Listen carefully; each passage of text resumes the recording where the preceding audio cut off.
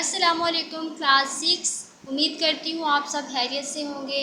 آج ہم اردو گرامر میں اوقاف یا علامات وقف پڑھیں گے، جسے انگلش میں دا پنکچویشنز کہا جاتا ہے۔ اسٹوڈنٹس، اب اوقاف یا علامات وقف کیا ہیں میں آپ کو بتاتی ہوں۔ اوقاف یا علامات وقف ان اشاروں یا علامات کو کہتے ہیں جو کسی عبارت کے ایک جملے کو دوسرے کے معنوں سے الگ الگ کرنے کے لیے استعمال ہو۔ اب یہاں یہ بتایا جا رہا ہے کہ وہ علامات یا وہ اشارے یا جو ایک جملے کو دوسرے جملے سے الگ کر دیتے ہیں، اس سے اس کے معنی بالکل الگ ہو جاتے ہیں۔ مثال کے طور پر آج بہت سردی ہے، یہاں پہ ہم نے کون سی علامت استعمال کی ہے؟ سکتا کو ہم نے استعمال کیا، یعنی حتمہ کو ہم نے استعمال کیا، جسے انگلش میں آپ فل اسٹاپ کہتے ہیں۔ تو یہاں پہ ہم نے یہ علامت استعمال کی ہے فل اسٹاپ یعنی حتمہ۔ علامات وقف کا مقصد کیا ہے؟ اب علامات وقف کا مقصد یہ ہے کہ اس سے جو ہماری عبارت ہے وہ خوبصورت ہو جاتی ہے۔ مثال کے طور پر اگر آپ اس طرح بہت تیزی سے بہت بڑی رفتار کے ساتھ اس کو بولیں گے کہ میرا نام یہ ہے، میں یہاں رہتا ہوں، لیکن اس میں کوئی بھی آپ حتمہ استعمال نہ کریں، فل اسٹاپ نہ ہو آپ کی گفتگو میں، تو وہ مناسب نہیں لگے گی، اچھی نہیں لگے گی۔ جس طرح ہمارے لہجے میں، ہمارے بولنے میں ایک ٹھہراؤ ہونا چاہیے، اسی طرح جب ہم کسی بھی عبارت کو لکھتے ہیں تو اس میں کوئی نہ کوئی وقفہ ہمیں یا علامت ہمیں ضرور ہمیں استعمال کرنی چاہیے۔ اس سے ہماری عبارت نہ صرف خوبصورت لگتی ہے بلکہ وہ پڑھنے والے کو بھی اچھی لگتی ہے۔ تو جو چند علامات استعمال کی جاتی ہیں وہ یہاں پہ لکھی ہوئی ہیں، جیسے سکتا، جسے انگلش میں کہتے ہیں کوما، پھر ہے حتمہ فل اسٹاپ، سوالیہ نشان کویسچن مارک، ندائیہ یا فجائیہ یعنی ایکسکلیمیشن مارک، واوین انورٹڈ کاماز، ملکیت کو ظاہر کرنے کا نشان دا اپوسٹرافی۔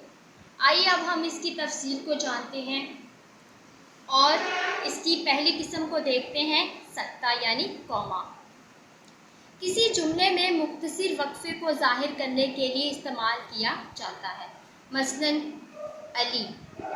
اب اس کے ساتھ ایک اور نام ہے آصف، تو ان دونوں کے درمیان اگر 3 نام ہیں، یہاں پہ 3 چیزیں ہیں، تو ہمیں اس کے درمیان یہ کوما لگانا ہے، ٹھیک ہے؟ علی، آصف اور ثنا گھر سے باہر ہے، تو ہم نے ان کے درمیان لگایا کوما۔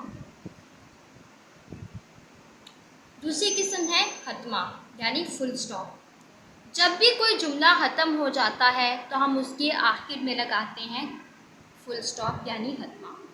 مثلاً میرا نام ماریہ ہے، اب اس کے آخر میں ہم نے کیا لگایا ہے؟ حتمہ۔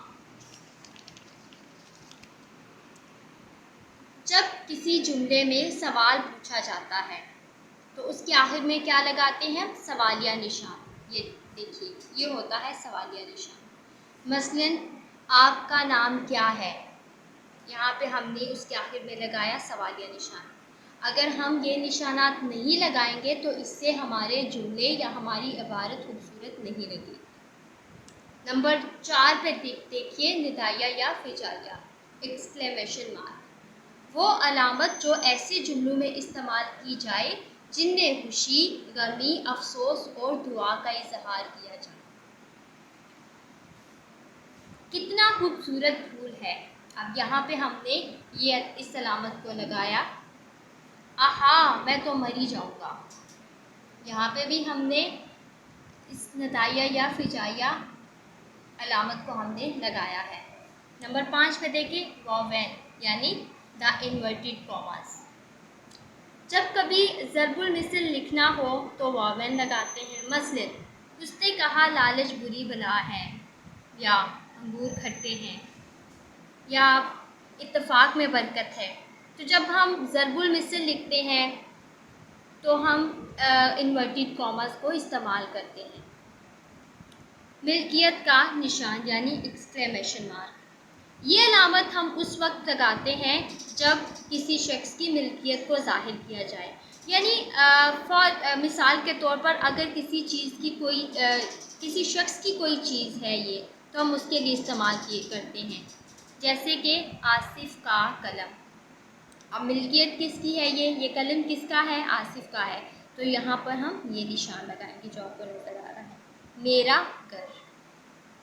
اسٹوڈینٹس، امید کرتی ہوں کہ آپ نے ان کو اچھے طریقے سے سمجھ لیا ہوگا، اوقاف یا علامات وقف۔ اب میں آپ کو اس کی ایکسرسائز دکھا دیتی ہوں۔ مندرجہ ذیل جملوں میں مناسب علامات لگائیں، جیسے کھاؤ پیو اور خوش رہو۔ جیسے میں نے یہاں پہ یہ نشان لگائے ہیں نا، یہ علامات لگائی ہیں، کھاؤ، اس کے بعد ہے کوما، پیو، اور اس کے بعد میں نے لگایا کوما، اور خوش رہو، اور اینڈ میں لگایا میں نے ختمہ۔ تو آپ نے بھی ان جو آپ کو نظر آ رہی ہیں جملے لکھے ہوئے ہیں، ان میں آپ کو مناسب علامات کو لگانا ہے۔ اپنا بہت زیادہ خیال رکھیے گا۔ اللہ حافظ۔